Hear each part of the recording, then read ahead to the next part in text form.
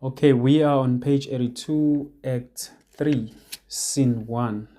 I'm just gonna have 2 or 3 questions, maybe yes or no,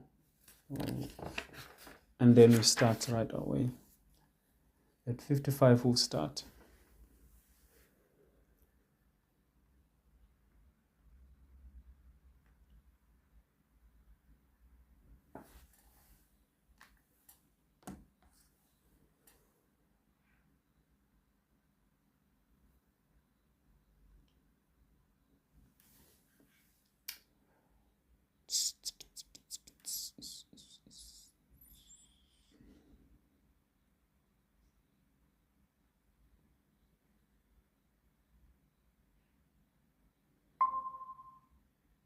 Okay, one more person.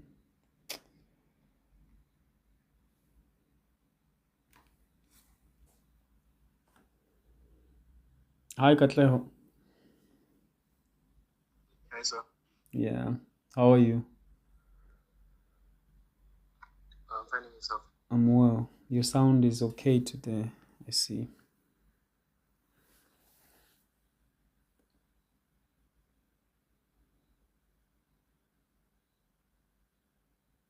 Okay, 52. Check again. 1, 2. There's 4 people actually, excluding myself.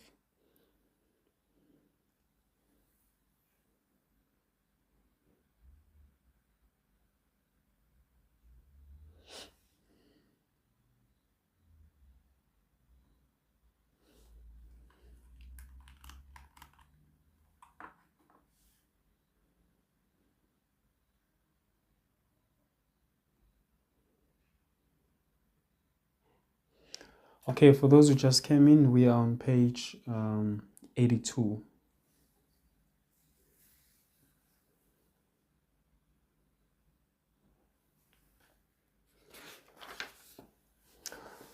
Okay, so let me see.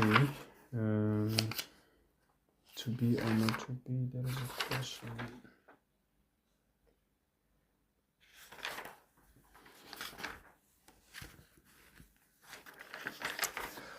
Okay, I'm just going to allocate. I'm going to take active part today because I want us to be quickly. Okay, so I have Katleho. Katleho, I'll give you Claudius. Please confirm if you can take Claudius. Oh, yes, I can. Okay, and then I have Boehabiso. Can you hear me? Okay, awesome. Yes, sir. Okay, you are Rosencrantz. And then I have Guildenstern. That will be. I'm not sure who is. I'm not sure if you are using your parents' email address. Can you confirm who you are? Tabi Zulu. Shona, sir. Okay, Shona. Yeah, you changing colors, Shona, ne? Okay, Shona, you let me see. Is Guildenstern taken?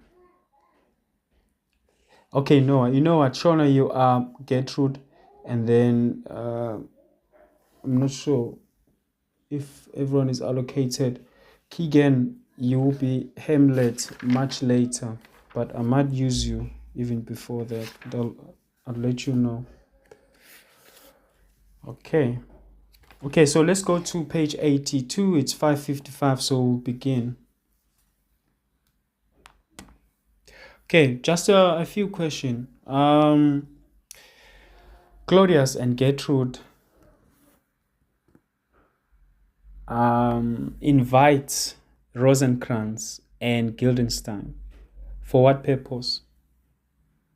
Anyone? Oh, in Hamlet. Yes. So, Claudius and Gertrude invite Rosencrantz and Guildenstern to spy on Hamlet and what he's doing. Thank you. That's the answer I was looking for. And then Hamlet suspects that they are sent for. How do we know that? Anyone?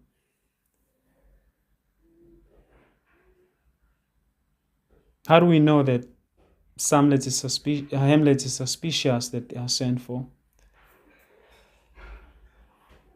Okay, Keegan. Because from the previous act, Hamlet was asking a lot of questions about who were they sent for, why have they come here, what was their purpose. Okay, thank you. Shona, Rosencrantz and Guildenstern tell Hamlet straight away that right away that yes, we are sent for. True or false?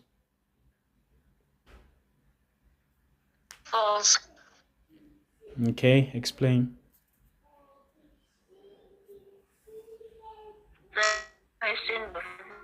They lied to him, and they are not sent for. They just came to visit him. Okay, great. So they say, and then after again he further probes them with question: where you sent for? Is it your inclining? Is it a free visitation? And then he tells them, sure you were sent for. And then says, deal justly with me, tell me the truth. And then after that, I think we read, and then we got to, now let's talk about the players. What can you tell me about the players? Let me see, Boy Habiso. This is still fresh, remember? Sir? What can you tell me about the players? Okay, no, let me just change the question. Maybe it's too broad. How is Hamlet planning to use the players?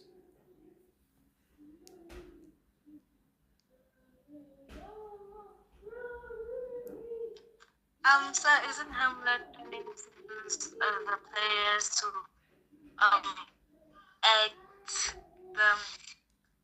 the death of the late king in order to get a reaction from Claudius, in order for Hamlet to confirm his suspicions about Claudius? Thank you. That was well answered. Okay, so now I'm going to refer you to a page. I'm on page 75. I'm just going to read that. That will conclude Act 2, Scene 2, and then immediately we'll begin with Act 3. Okay, so I'm going to read this. I think this is reiterating what Boyhabiso was saying. I think this is where we find this. We are on page 75. Okay, so if you look at that, we see that Hamlet was conflicted, but then comes a moment of clarity in a way, even though this comes after. So I'm just going to read this. If you look at the top of 75, it says, why? What an ass am I? Sure, this is the most brave that I, the son of dear father, murdered, prompted to my revenge by heaven and hell. Again, I highlighted that heaven and hell, these are in a way are contradictory, right? Hamlet still has to prove whether the ghost was right or wrong. I think this play that he comes up with is going to actually prove that, the Matter of Gonzaga, or the mousetrap, as he put it. So, and then if you look at, I'm going to jump that part here. It says, and a fall, a casing like a very drab, a scalding fire upon fall about my brain. I've heard that guilty creatures sitting at a play have by the very cunning of the scene been struck so to the soul that presently they have proclaimed their maleficence for murder, though it have no tongue, will speak with most miraculous organ. Again, this is the whole intention of the play, is to appeal to Claudius's conscience. Hamlet knows that if he inserts this scene in this play, then it might actually cause a reaction. So that's what he anticipates.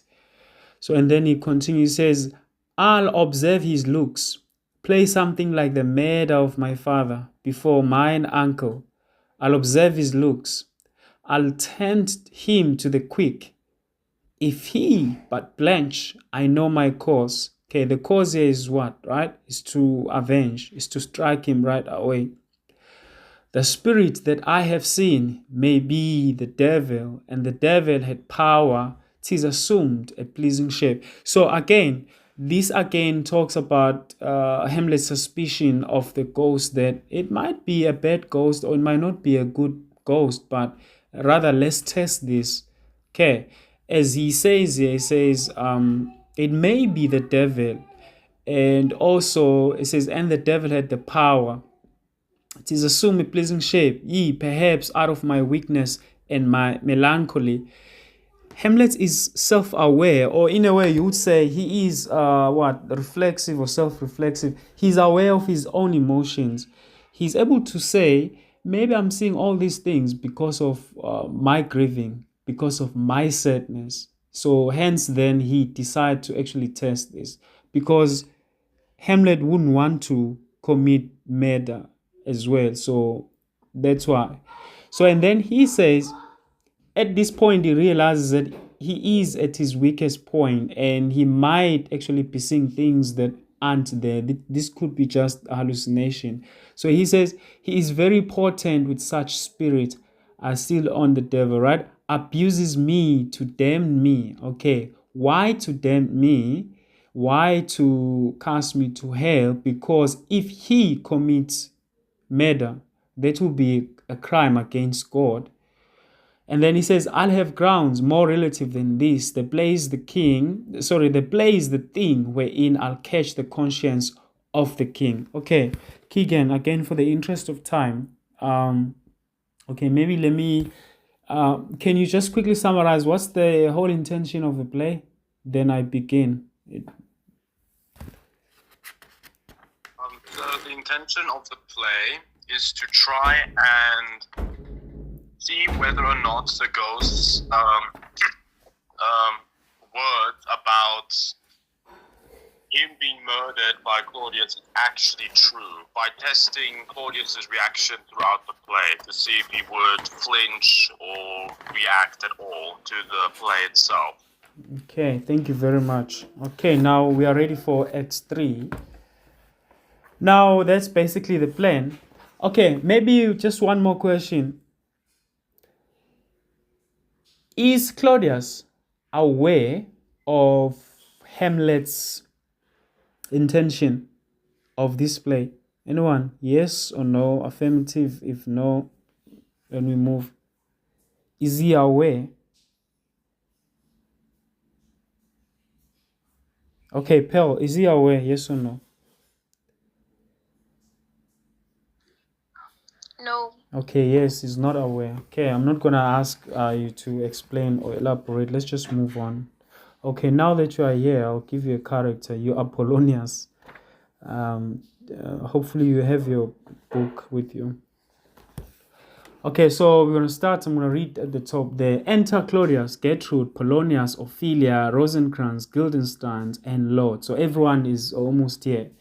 Again, we'll see this will be the second interaction between. Let's see how Hamlet treats Ophelia after that encounter of his antic disposition. Okay, Claudius. To Rosencrantz and Guildenstern. So he speaks with his spies. So, Claudius? And can you, by no drift of circumstance, get from him why he puts on this confusion, breeding so harshly all his days of quiet, of turbulent and dangerous lunacy? Okay, proceed. Rosencrantz. He does confess he feels himself distracted, but from what cause he will by no means speak. Guildenstern.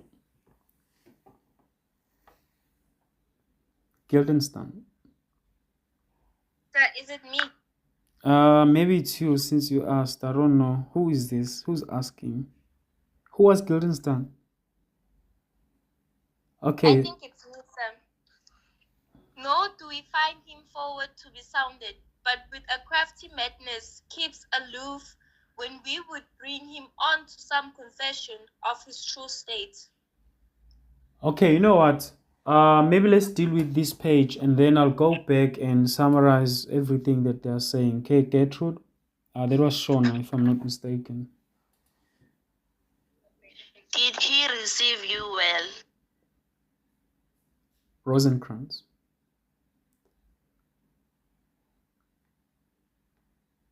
Come on. Rosencrantz is red, so we can't be confused at this point. Someone is not paying attention here. Rosencrantz. I think it's Boyhabis. Boyhabi, so can you read Rosencrantz?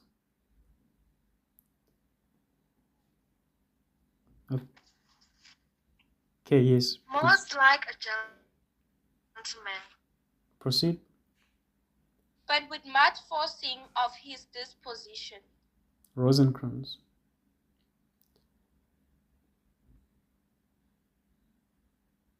Rosencrantz.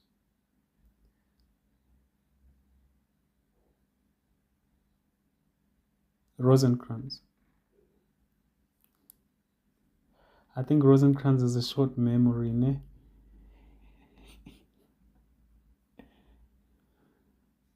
Boyhabiso, are you not Rosencrantz?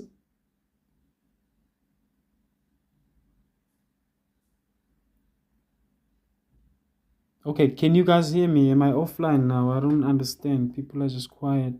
No,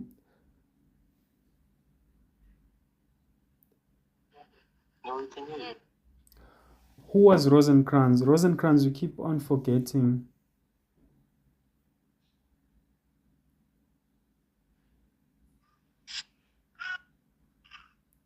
Madam, it so fell out that certain players were Sorry, all right no, on you the skipped. Didn't way. you Of this skip? we told him, and there did seem in him a kind of joy. To hear of it, they are about the courts, and as I think they have already ordered this night to play before him. Okay, I think you skipped. You skipped. And he beseeched me to entreat your majesties to hear and to see the matter. Okay, sorry. Can you pause? I think you jumped. Didn't you jump? Nick out of a question, but of our demands, most free in his reply. Is that not where we're supposed to be?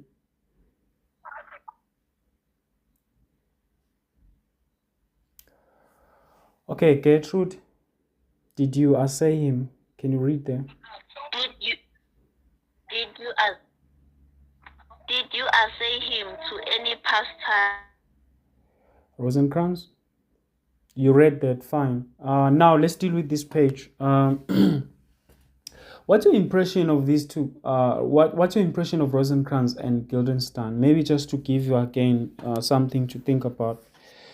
We saw them, or we had them, engaging with Hamlet, right? You would actually think that that's an honest conversation, but since you are privy to their plans and Gertrude's and Claudius's plans and the fact that they are sent, so you know that they are spies. But at least maybe since you've had them engaging with Hamlet, you might have thought maybe probably they've reunited in a way. Or they've rekindled their friendship. But now, when at the beginning of this scene, we see Claudius demanding to know whether they have gotten any information. As you see there, if you look at the top there, and can you by no drift of circumstance get from him why he put on this confusion? You mean to tell me that you have never ever, you have not gotten any information why he is actually putting on this confusion or madness as Polonius purports. And then he says, grafting so harshly all these days of quiet with turbulent and dangerous lunacy.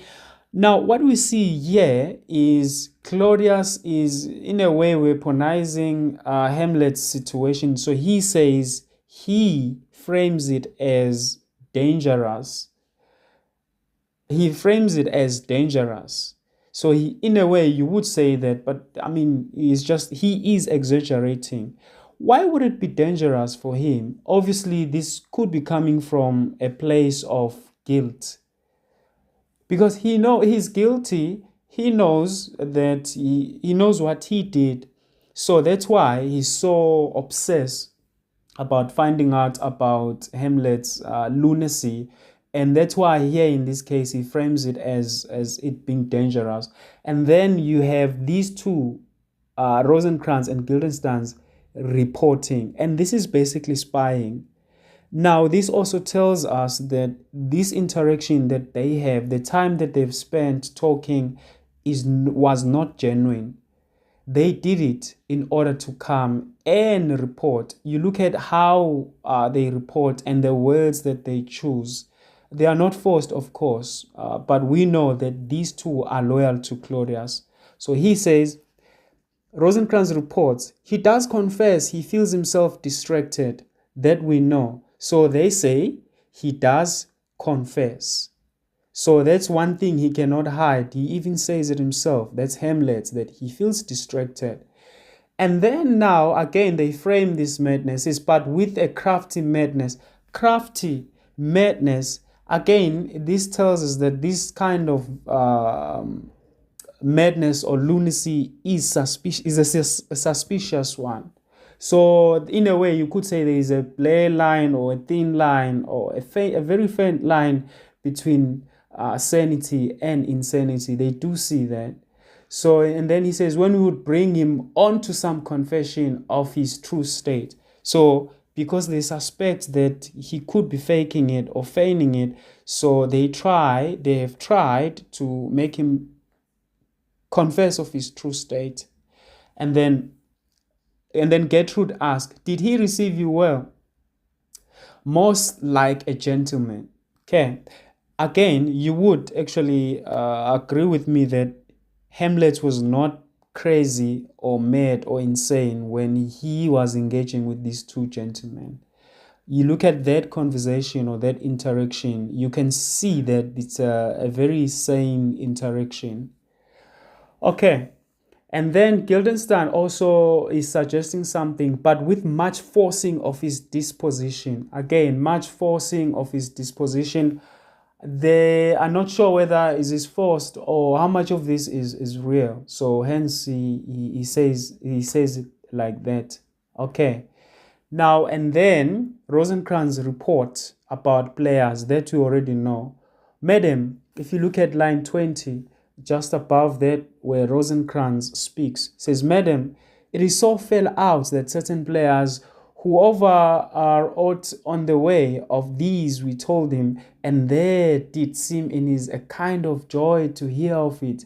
They are but the court, and as I think they've already ordered this night to play before him. Again, what you pick up from here is when they told Hamlet that players are coming, again, they observed his reaction and they took note of his reaction. Again, this confirms that this whole interaction is not genuine, is fake. They are just trying to find information. Hence, now they are reporting back. As you see, even something trivial as that, the fact that Hamlet is happy when he hears about the players, they also report that. So I'm going to continue now. Polonius, we're going to deal with this page and then we'll see what you can glean from it. Okay, maybe any questions before we move on, or any comments on this, anything that you want to say? Anyone?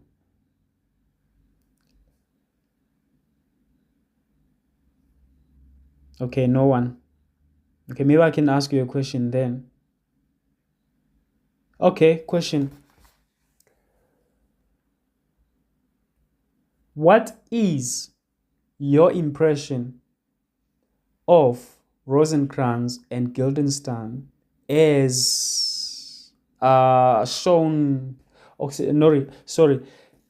As you read through page 82, as you look at how they report to Claudius, what's your impression of them as far as their friendship with Hamlet is concerned? Anyone? Or maybe just to save time, Sisanda, I want you to comment on this one.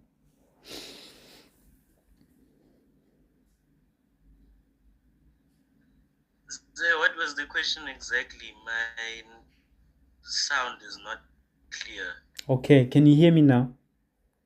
Yes, I can hear you. Okay, the question is, what's your impression of of Rosencrantz and Guildenstern as far as their friendship with Hamlet is concerned?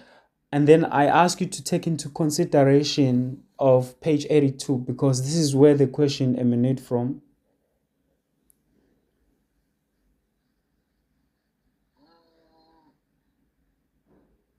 Okay, you know what? Let me do it like this. While you think of the answer, I'm going to go to Keegan. Keegan, can you give us a response here? And then I'll go back to Sisanda afterwards.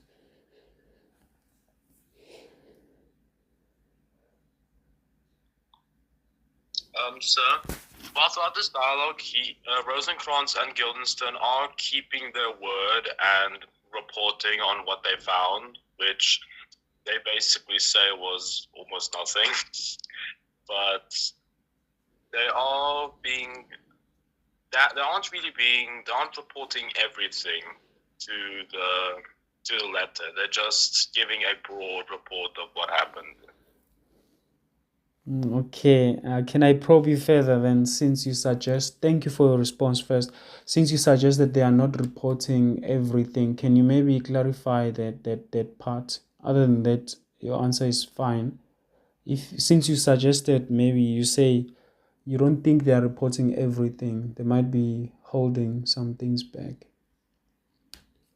Well, they don't go into very specifics about what happened in the conversation. They just give a broad, he disguised a lot of his words with clever madness, and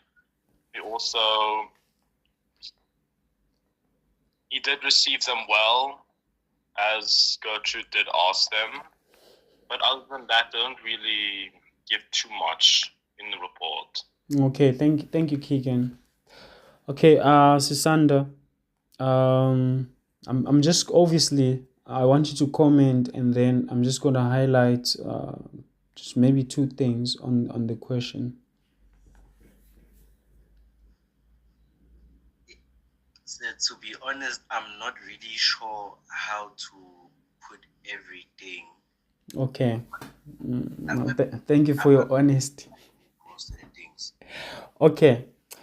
What I see here as I read through these pages, like I said, I've highlighted that this conversation, the interaction or their previous interaction was not genuine.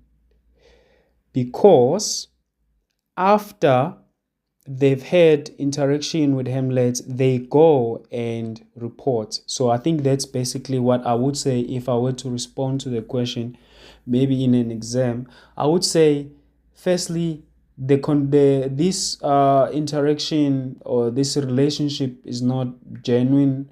They are here because they've been invited by Claudius to spy. And on page 82, scene 1, we see them doing exactly that. They report, and they don't only report, but they also make suggestions. First, they report that Hamlet does confess that he feels distracted. That conversation is supposed to be between them as friends, right? And then secondly, they also suggest that his madness is somehow suspicious, or it's crafty madness. So in a way, when we try to have him confess, he doesn't really confess. And secondly, we see Guildenstern also suggesting that he says, but with much forcing of his disposition, meaning again, he suggests that this is something he could be could be maybe feigning in a way. So again, it is not clear whether is he mad or pretending mad. And then, but they suggest, Guildenstern suggests that. And then the third thing I'll comment on is the fact that Rosencrantz pays attention to trivial actions of Hamlet, such as, no, when we told him about the players, he seems to be very happy. And they think that it is important for Claudius to know. So I think that's how I would actually handle this question. I would actually pick specific things there and try to explain, because at the end of the day, you got to use the text to respond to your question. You make a point, you provide evidence, you explain evidence, and then you link it to what the question is. Okay, so we're gonna move to now page 83. Now, this is the report, right? With Gertrude interjecting in between, also trying to find out more information. But if you look at Gertrude's question, did he receive you well? Did he receive you well? Again, it is important for her to know, maybe from a woman's perspective or from a mother's perspective. It is important because, again, you know that Gertrude is being genuine in this. Whereas Claudius has another motive, which is to spy and to find information and to act upon whatever he finds. And we know that Claudius, of course, is unsettled about Hamlet. Okay, so now we're going to move to page 83, which is Claudius. Now, Claudius, I'm not sure if I have, I have Claudius. Claudius, can you read there? With all my heart, and it doth much content me to hear him so inclined. Good gentlemen, give him a further edge, and drive his purpose on to these delights. Rosencrantz?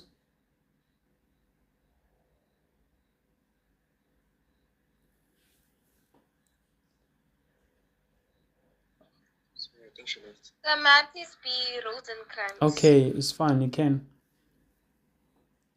We shall, my lord. Okay, thank you. So now, how is it ironical that Claudius is happy that Hamlet was so excited when he was told about the players?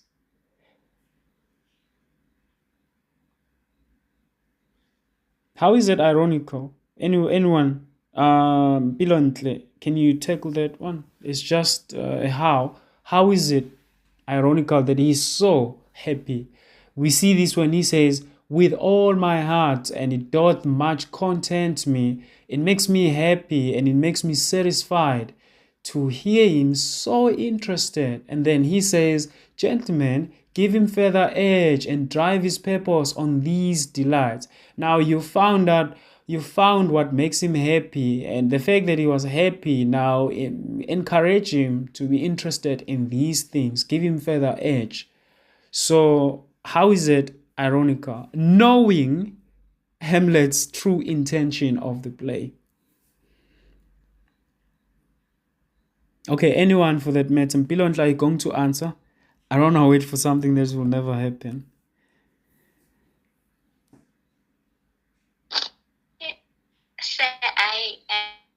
I don't know. Okay, I'm not going to give an answer. I'm just gonna try.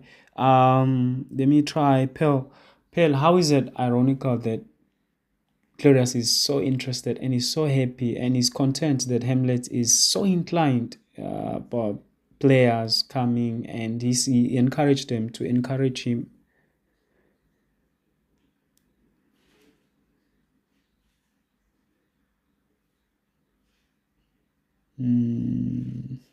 Pearl, are you there?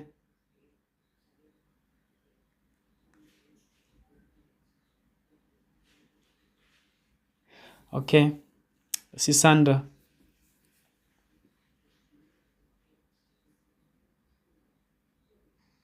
So as I said, I'm a bit behind on Hamlet. I focused more on Life of Pi. No, but I don't think that is actually relevant. And to hear such, really, it breaks my heart. It breaks my heart for you to just say that, to give that as a response. Maybe if you said, I don't know. But you can't tell us that you are behind. You have no reason to be behind.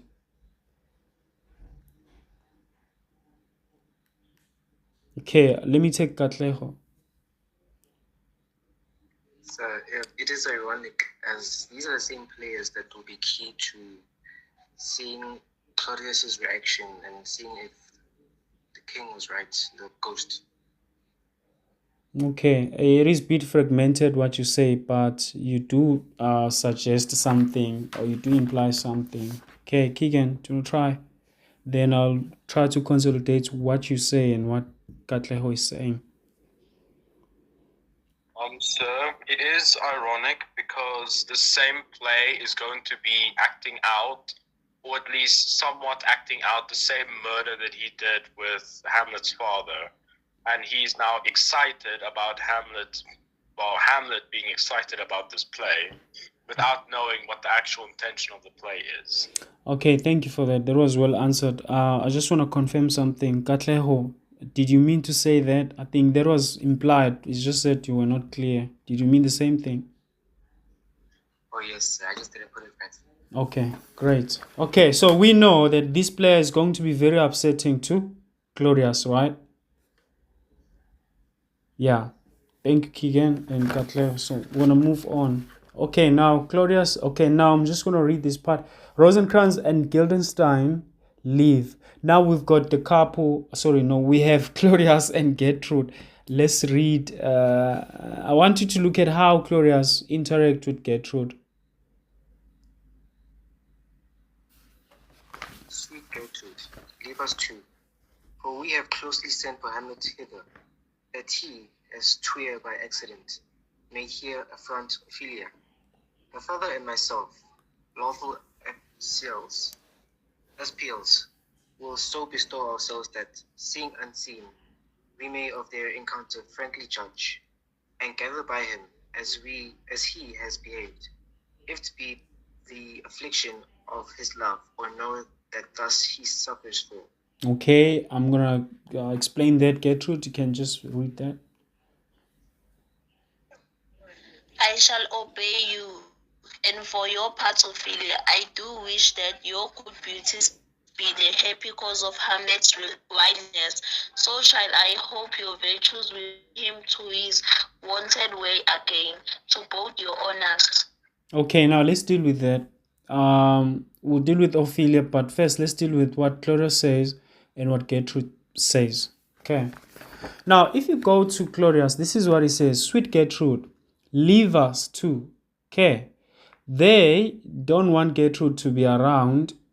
And then he says, "For we have closely sent for Hamlet hither, that he, as it were by accident, may affront Ophelia." So, you remember the what do you call it? You remember the commitment that Polonius makes. He says, "I will let out Ophelia, so that Hamlet confront her in a way." So I think that's basically what is playing out here. But as you see here, as it were by accident may he affront Ophelia, it would be like it's just a coincidence that they meet, but they want to spy, so they want Gertrude to leave. And then as you see that Gertrude is submissive, she says, "I shall obey you," but then she says something. But back to what Claudius is saying, he says, "Her father and myself lawful espials, or lawful spies." I find that to be very interesting. That they acknowledge what they do. They call themselves what? Lawful spies. So Claudius and his advisor are going to be trying to hear how this conversation go. So that's what he says. Now let's deal with Gertrude's response. Again, Gertrude is oblivious of Claudius's intention. Gertrude doesn't know who Claudius is. If she knew who Claudius was, then she would have known that Claudius is the one who murdered old King Hamlet. So she's also naive. In a way, she's oblivious. She doesn't know anything. She thinks Claudius is a sweet person. So let's keep that in our mind, because Claudius is fooling everyone in this. Okay. Gertrude is very honest. as is portrayed here. Maybe you might have some reservation about her, but she says, I shall obey you. That's her being submissive. And then also, you hear the same language when Ophelia responds to or interacts with her father. So, and then she says, now this is a message to Ophelia. And for your part, Ophelia, I do wish that your good beauties be the happy cause of Hamlet's wildness. So, Gertrude wishes that the way Ophelia is could be the happy cause of why Hamlet is insane. Please give it to Mama. Okay. So, and then says, so I hope your virtues will bring him so to his wonted way again, to both your honors. So again, that's a very genuine speech. So we don't have anything against Gertrude. We know what she says is genuine. She wants what's best for Hamlet. Even if Hamlet defies the conventional norms, even though he defies those traditions that he must marry somebody of royal blood, he says as long as it bring Hamlet to his state again. And then you have a question on the side, would Gertrude be happy for Hamlet to marry Ophelia? Yes, that is what is suggested by what she says here, and we know that she has no other hidden agenda. Okay, Ophelia.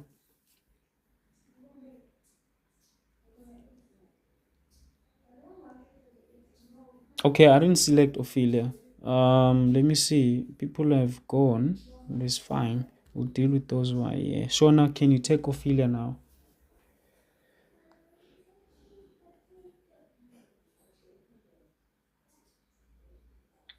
Madam, I may. Okay, Gertrude leaves. Polonius? If you don't have a role and there's no one reading Polonius, just take it.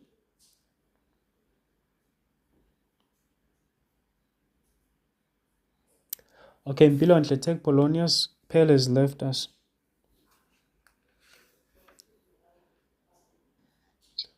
Ophelia, walk you here. Walk you here.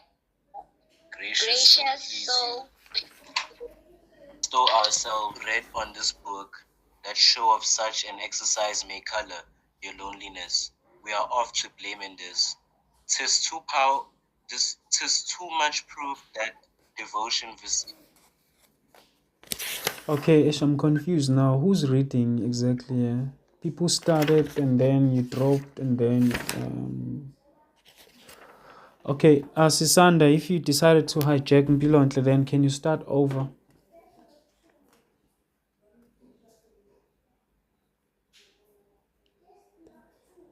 Okay, Sisanda. Okay, Mpilontle. Sir. Okay, can you read that again? Are you Ophelia? Walk. Yes, sir. Okay. I'm Polonius. Okay, Ophelia? I'm Polonius, sir. Alright, fine. Ophelia, walk you here. Gracious, so please you. You will bestow yourselves, read on this book, that show of such an exercise may color your loneliness. We are oft to blame in this. Thus too much proved that with devotions, with such and actions we do sugared the devil himself. Claudius?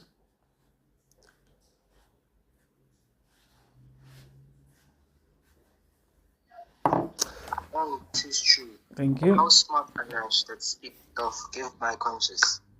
The harlot's cheek, greeted with clustering art, is not more ugly to the thing that helps it than is my deed to my most painted word. Oh, heavy burden. Okay, so again, I would suggest that what Polonia says in a way pierces Claudius's heart. So this is about pretending, because he tells Ophelia, says, Ophelia, come here. And then he says, read this book so that it may seem natural that for you to be here. Okay. And then he makes a comment and says, we are so oft to blame in this. 'Tis much proof that with devotion's visage and pious action, we do shook over the devil himself. Again, he says, just by doing something as like this, he says, it can hide a person's true intention. So this is about pretending, about hiding the devil. We know the devil has bad intentions, right? So as it is understood in this context. And then Claudius says, agrees, says, oh, it is true. What is the significance of Claudius's agreeing to the fact that just by doing well, we can also hide the devil himself? What is the significance of Claudius agreeing to that? Okay, Shona, can you help us there?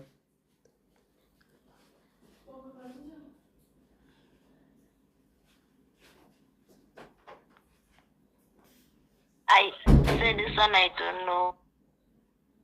I need you to think about Claudius, how Claudius has been hiding, fooling everyone, hiding the devil within himself. So can you respond now? The significance of Claudius agreeing is because he is doing exactly that. That's what he's been doing. He's hiding his true character. He is a murderer.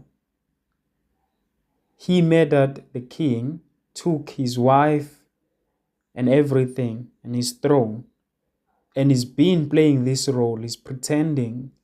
So these words, they cut deep. That's why he agrees, because he understands the subject. Okay. And then also now he goes to, again, the makeup. How smart alleged that speech doth give any conscience. And then he says, the harlot's cheek, beautied with plastering arts, that would be a makeup, right? Is not more ugly to the thing that helps it. Okay. Again, since he talks about prostitution here, even though he says, even though they cover themselves with makeup, but really it doesn't necessarily hide who they are, because beneath that makeup it speaks to what they do, which is, again, he says, it is not more ugly to the thing that helps it.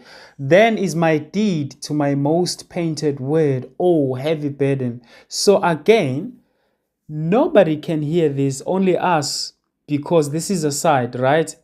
We know that these words pierced his heart, because he says, then is my deed to my most painted word, oh heavy burden. So he's conflicted as he think about what he did, his guilt, killing the king, here, right here. So that's what we see here. So maybe you want to underline that and make a note that, because what Polonius had said, without being aware, has actually touched Claudius's heart. But we know that he's going to harden himself, or harden his heart, because he's enjoying all these benefits in a way. I don't think he's ready to repent at this time. He's only remembering what he did. And yeah. Okay, Polonius.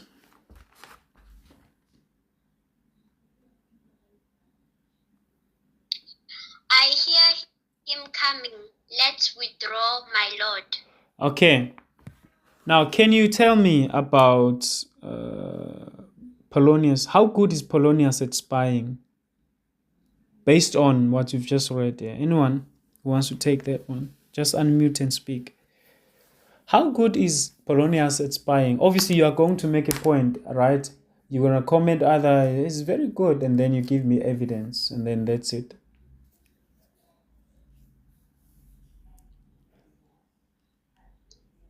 So I think he's very fast at grabbing information, and he's very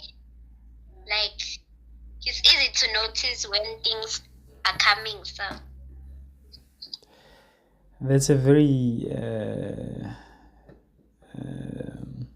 your answer is not very specific. It is vague. What things? Okay, use the text in front of you. Okay, maybe can you rephrase? Maybe just forget about my comment. Can you just rephrase your answer again? Let's try again. Sir, you see when he said, I hear him coming. Yes. Let's withdraw, my lord. Okay. Like he was the first one to actually Notice. see that notice that Hamlet is coming. Okay, thank you. And prior to that, does he offer any assistance? Does he come up with strategies to actually trick Hamlet?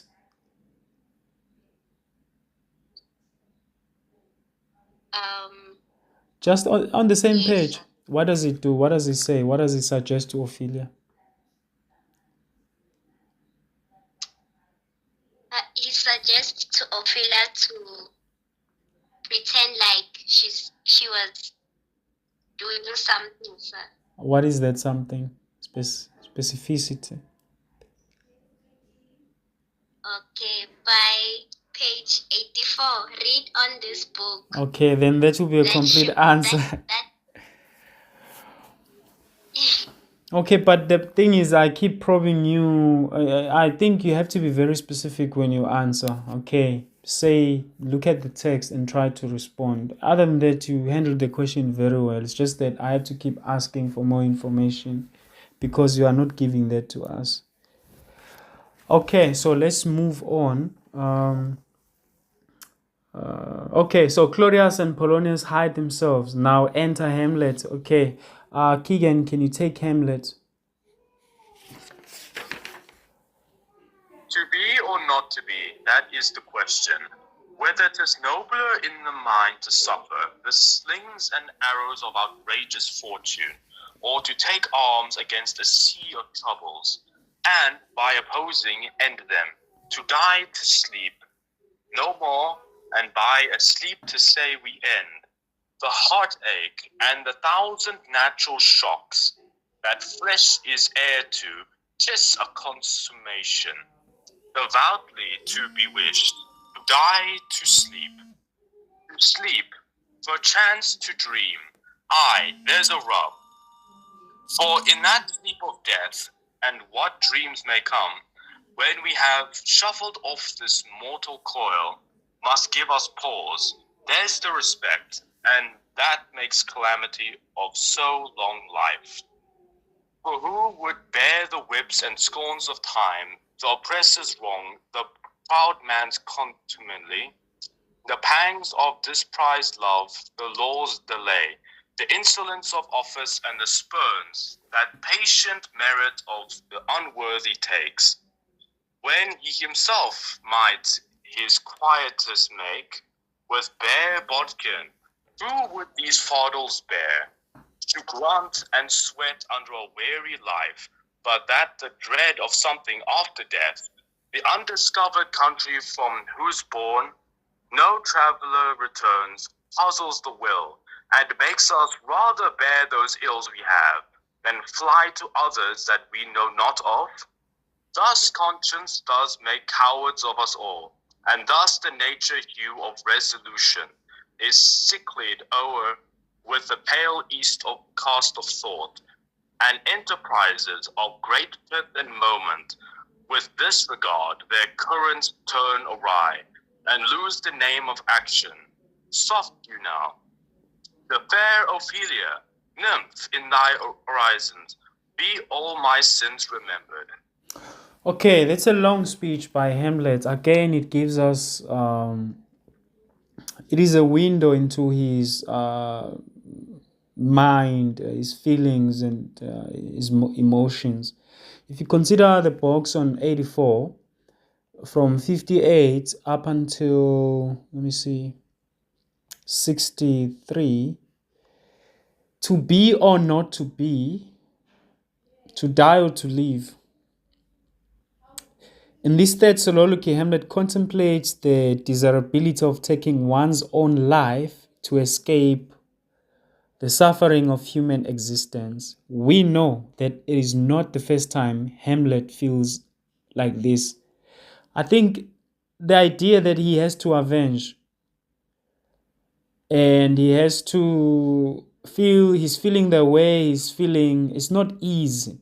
So that on its own is not an easy task that he's been given by the ghost or by his father. And we see again here that he is conflicted. We remember in the other scene, he says, let me think of what he says. Okay, boy. Okay, when I'm done, I'll have a look at it.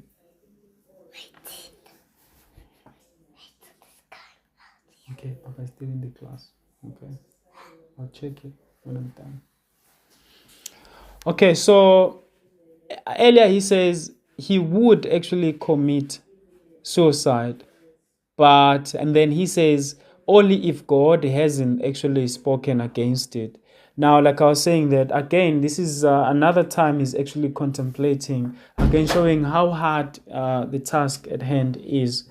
So, but he says, but if there is advantage in suicide, we cannot know. And then he makes an argument that since no one has ever returned from death to tell of what might await us. So again, he says, so fear of the unknown prevents us from the act of suicide. Now, if you were to take away maybe that fear, that means he would have actually done it. Maybe I'm not 100. I'm not so certain though. It's another reason that he gives. But if you remember, the other reason earlier was that God has spoken against it. Another reason is that is fear of the unknown. We don't know what might happen because those who die never come back to actually say how it is like. Again, that's Hamlet thinking about his situation. To die is to sleep. So in a way, sleep is closer to death.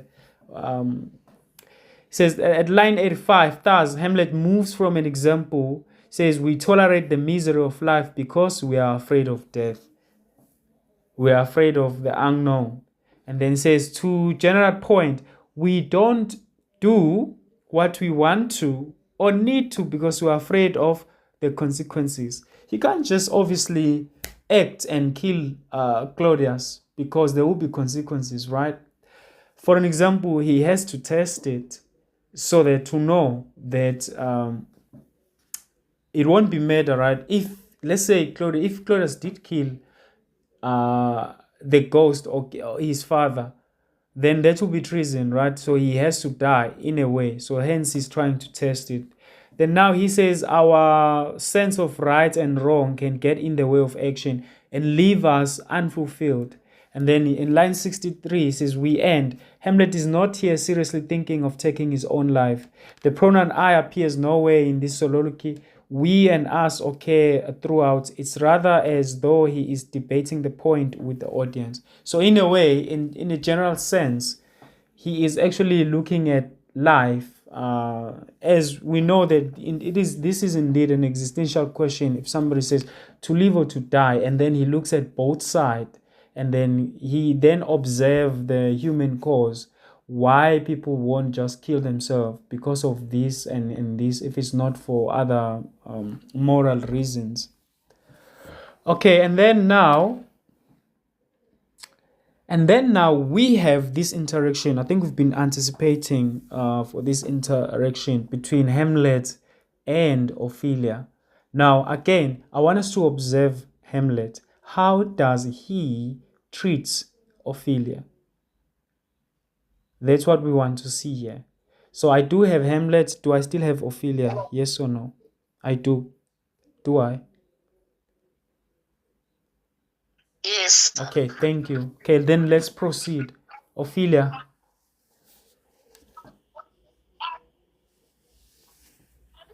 Good my lord, how does your honor for this many a day? I humbly thank you. Well, well, well. My Lord, I have remembrances of yours that I have prolonged long to receive. I pray you now receive them. No, I never gave you aught. My honored Lord, you know right well you did. And with them words of so sweet breath, composed as made the things more rich, their perfume lost. Take these again, for to the noble mind, rich gifts wax poor when givers prove unkind. There, my Lord. Okay, I'll have you read that, and then I want us to go back to the page. Haha, are you honest? Okay, now let's pause there. Can you just go back to the previous page? Now, this is the first interaction of, it's not necessarily the first, but yes or no, is this conversation genuine?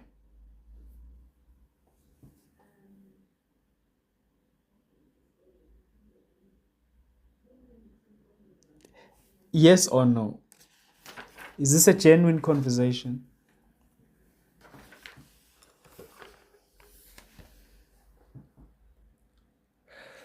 Okay, Boy Javi, so is this a genuine conversation according to your understanding? And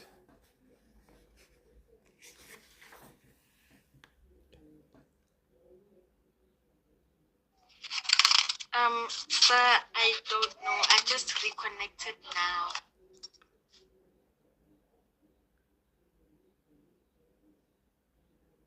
okay. Bilontle, is this a genuine conversation?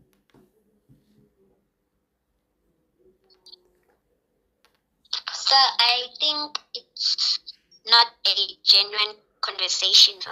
Why?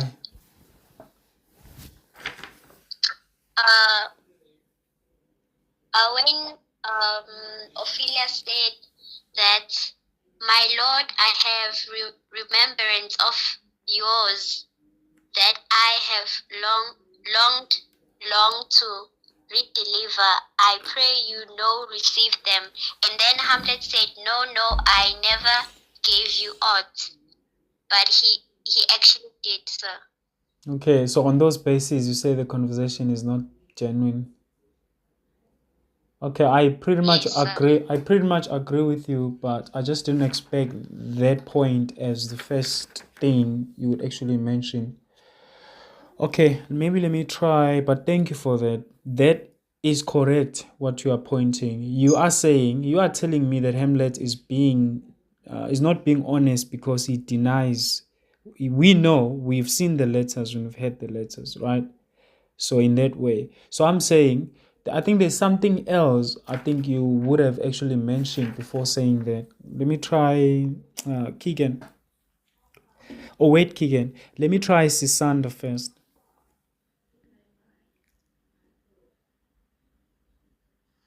Yes, sir. Yes, Sisanda. I must answer the same question. Yes, it's the same question. Yeah. Just ask Mama, please. I think the conversation isn't genuine because of the responses Hamlet gives to Ophelia. They feel like it seems as if Hamlet does not really want to talk to her. Yo. Okay. But why aren't you seeing this? There is something that is obvious here. Let alone the conversation or the content of the conversation. But something is obvious from the outset. So, Keegan, can you try? Go take it. Go take it. Okay, Keegan, can you try?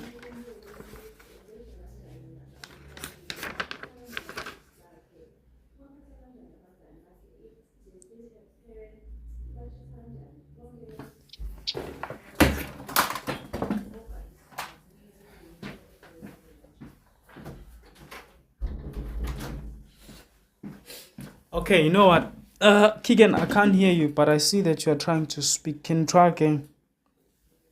Sir, I haven't really got anything to say at the moment. I haven't got Okay. anything to add. All right. This is how I would have responded. I would say that this conversation would not have taken place. The only reason this conversation is taking place is because Claudius, Polonius wants to prove something, and they are actually they overhear them, or they are hiding, trying to hear this conversation, and Ophelia is aware. So it is very hard now to actually tell whether did she mean what she says, because we know that this is just a test. This is just a test. I don't know how many of you also think the same thing.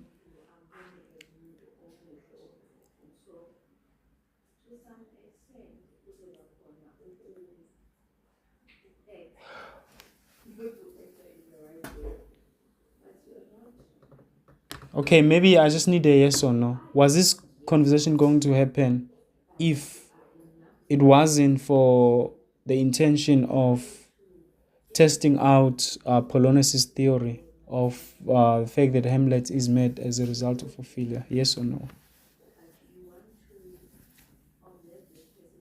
No, sir. Okay. Then secondly, do we have people who are actually hiding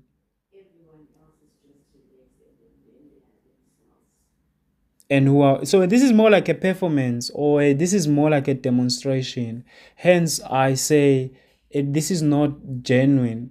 Even what Ophelia says here, even though there is a very maybe thin line, because we know that it is against her will not to see Hamlet, but we know that the result of this interaction is more like to see whether is Hamlet is Hamlet mad or insane as a result of Ophelia. That's what they want to actually see here. So that's the reason why I say this is not a genuine conversation. So please make note of that. So maybe if we talk again about appearance versus reality, is where we have people who set this up, which is Polonius. They even ask Ophelia, read the book, so that he thinks that he just meet you accidentally. So yeah. Okay, now let's deal with the content now of the message. That is just from the outset. Okay, so my Lord, I have remembrance of yours that I long to redeliver. I pray you now you receive them. Could this be true? Yes or no? Is there a probability that could be true? Yes or no?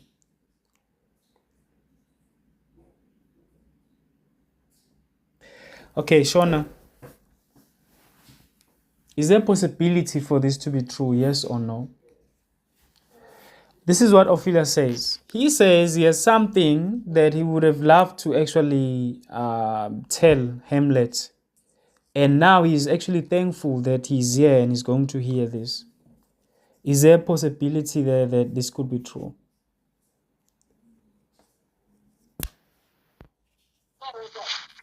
But I think it's not true. I think. Okay, let's talk about the probability then. Okay, Pohabiso, what do you think?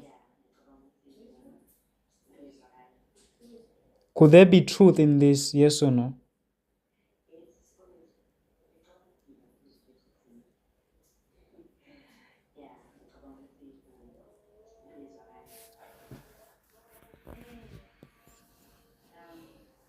Okay, I'm waiting. I don't know if you're gonna respond or not.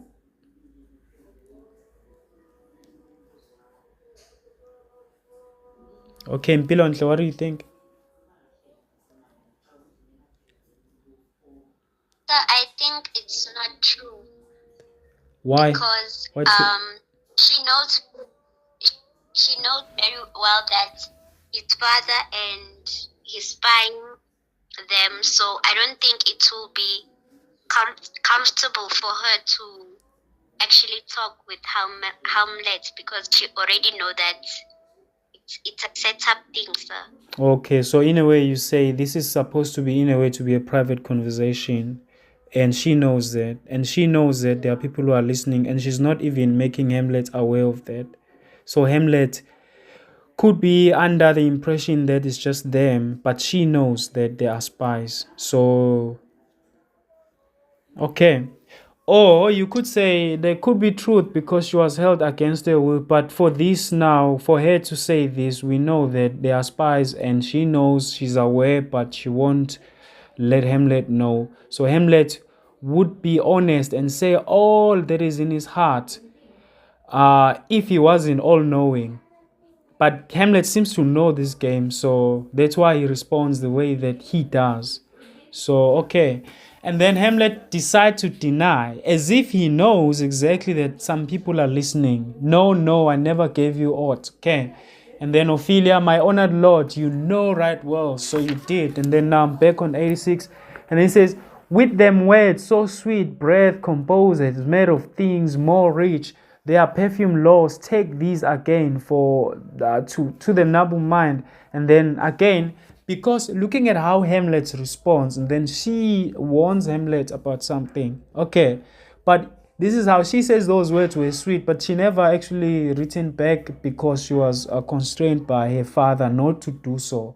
So that's the reason why she didn't write back.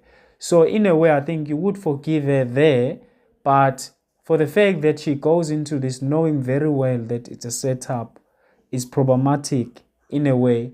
But maybe I remember what Keegan said the other day, even if she knows, what can she do? Can she do anything about it? As a woman in this era, she has to just obey and submit. So maybe you must also have that again in your mind.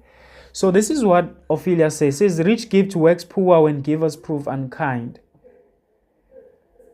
If you are a very rude person,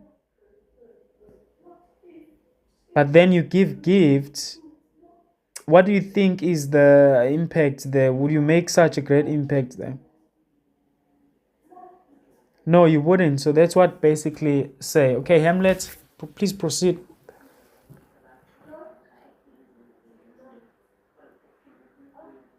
Aha, are you honest? Okay, are you honest? More like a general question. I would. Okay. Are you fair?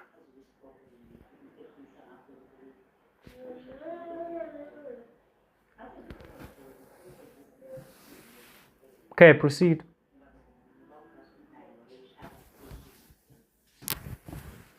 The Lordship. That if you be honest and fair, your honesty should admit no discourse to your beauty.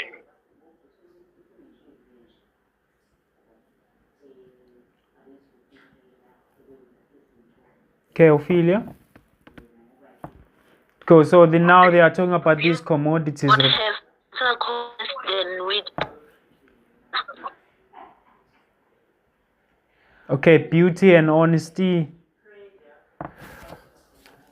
Okay, could beauty, my lord, have better commerce than with honesty? Maybe the question is here, does beauty surpass honesty? Are you fair? Are you beautiful? Okay, Hamlet. Aye, truly, for the power of beauty will sooner transform honesty from what it is to a bawd than the force of honesty can translate beauty into his likeness. This was sometime a paradox, but now the time gives it proof. I did love you once. Okay, and then there he admits. So if you look at there, if you look at the 109 to 12, says your honesty with honesty. Hamlet's remarks means either that honesty should stop Ophelia from letting anyone be intimate with her beauty, or that she should not let her own beauty influence her behavior, so that her honesty, which is chastity here, is compromised. She interprets his words in this last sense. Hamlet's cynicism or negativity about sexual purity and honesty or chastity probably goes back to his disgust with his master's swift remarriage to her brother-in-law. Again, you see now this hatred towards women. Hamlet is going to exert that on Ophelia. If you follow this conversation and the kind of questions and the comments that Hamlet is making, Ophelia. Indeed, my lord, you made me feel so. Okay, now let's go back. I did love you once. What does that imply about the present situation or present moment? I did love you once. So what does that imply about the current situation? So it implies that Hamlet did love Ophelia in the past, but now I think maybe Something has something changed. changed. Okay. And then Ophelia says, "Indeed, my lord, you made me believe so." And then Hamlet? You should not have believed me, for virtue cannot so inoculate our old stock, but we shall relish of it. I loved you not. Okay, now you see now. I'm not sure if it's more like a dirty game or what, but he says he sees himself as virtuous, right? So he says, "For virtue cannot so inoculate our old stock, but we shall relish it. I love you." So he describes her as what? Old stock. I mean, you know what happens to the old stock. When the new stock arrives, what happens to the old stock?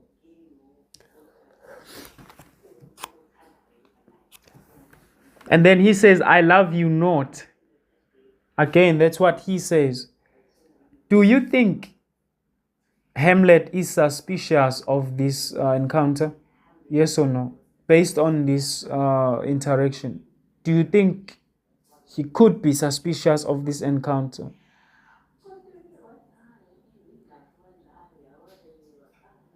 Anyone? Okay, Sisanda, I've given you a long break.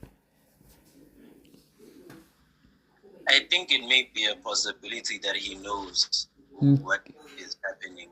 Okay, what are your bases of that?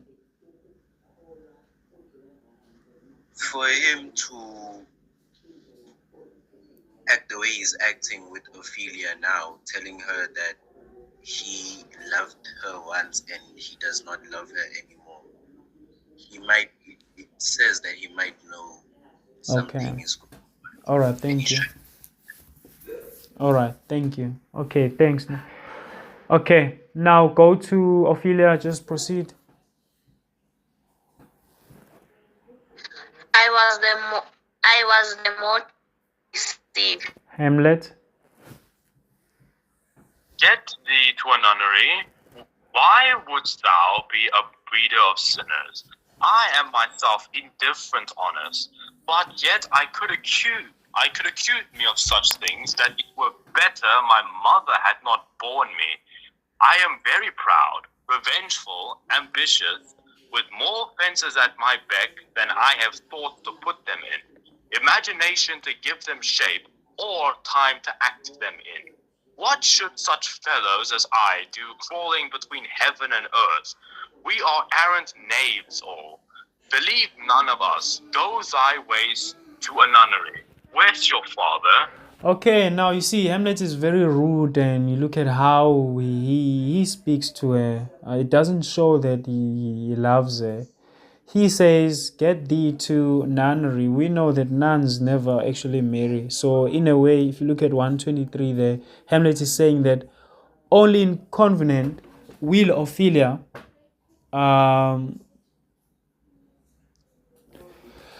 only in covenant will Ophelia be safe from men, marriage, and from breeding sinful children. So he also suggests that why would thou be a breeder of sinners? If he were to be married and have children, he will actually give birth to sinful children.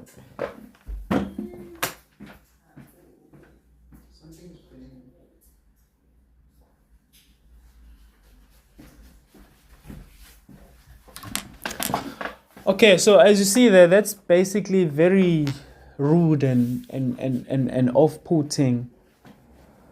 Okay, so please proceed. Okay, now, and then he makes a statement there. If you check there, sorry, just above there, he says, I am very proud, revengeful, ambitious, with more offenses at my back than, at my back than I have thought to put them in, imagination to give them shape, or time to act them in. What should such fellows as I do, crawling between heaven and earth? Okay, what do you think words like this makes Claudius feel? How do you think they make him feel? I'm very proud, revengeful, I'm ambitious. Okay, please answer. Obviously, they make him tick in a way, so we'll see that.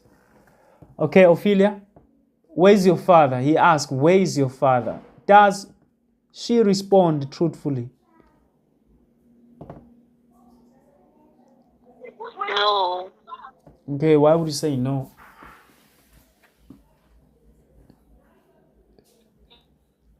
because she responds that he is at home while he is hiding in room they are in. Thank you, yes. Okay, let's move on then. Okay, Hamlet? At home. Oh. Hamlet?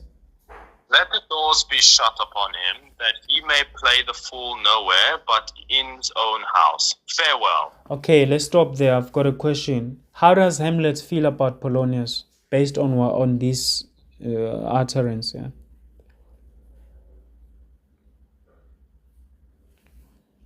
So he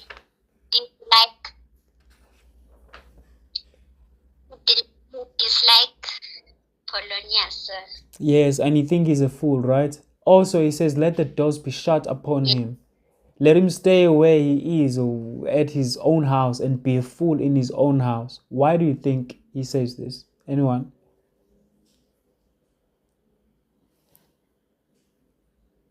Okay, Keegan?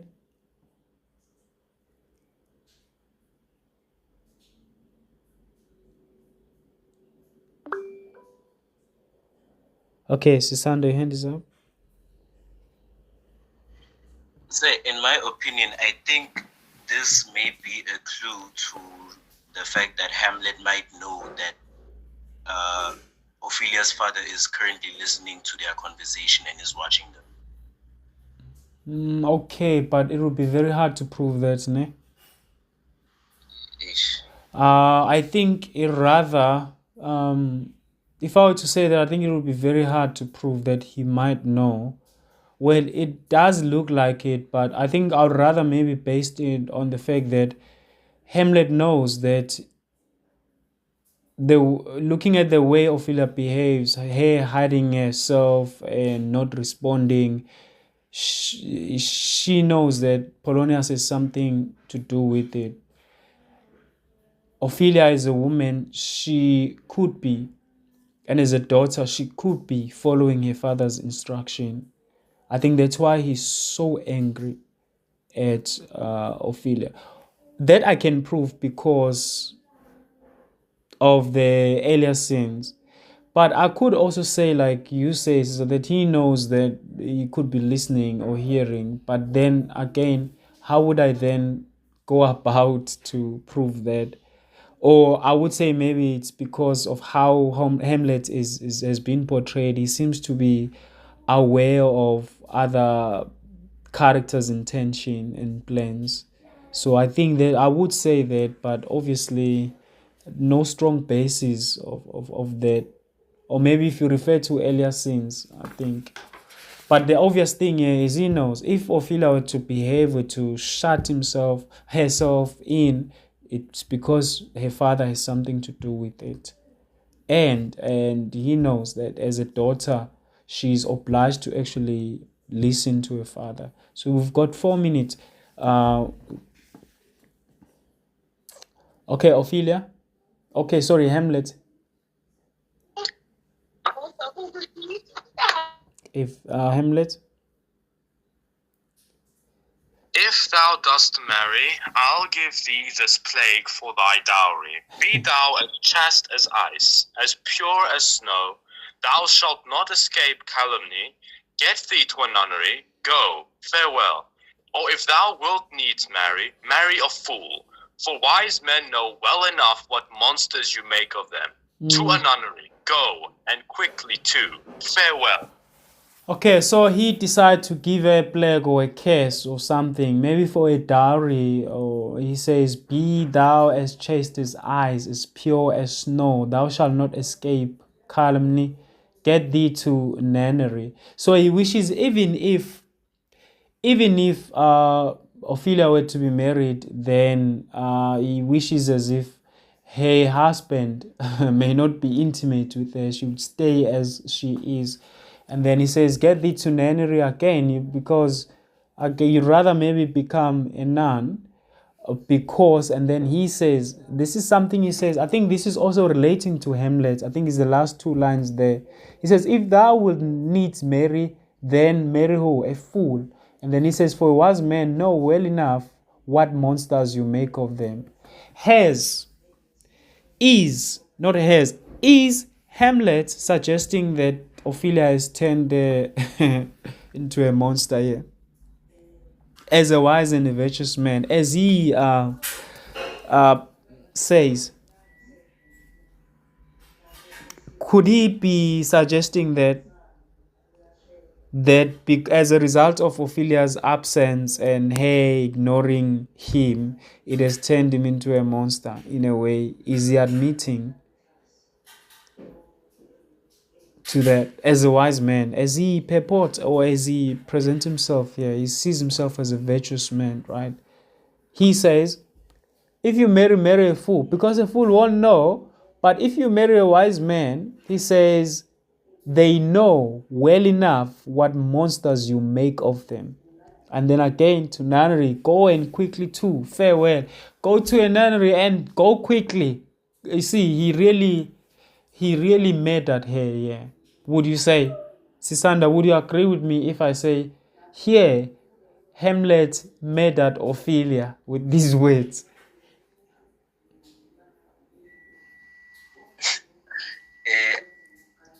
So I'm not sure, but I would say yes.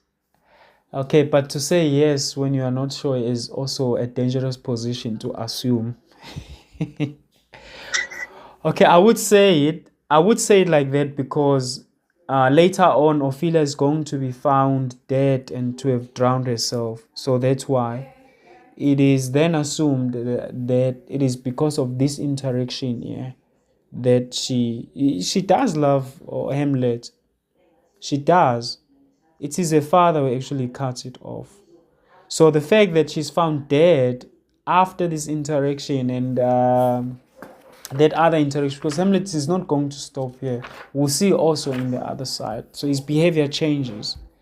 So how would you feel as Polonius, as a father of Ophelia, hearing all this? Anyone? Katleho, how would you feel?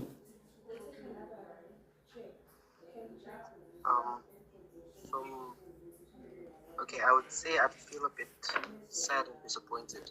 A bit, Katleho. Okay.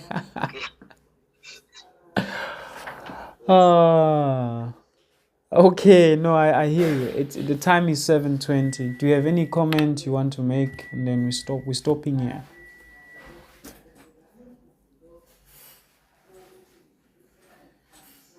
Okay, no comment. All right, then we'll stop here. Again, this lesson was recorded. You can revisit it later. I'll send the link on the group. Goodbye. Okay.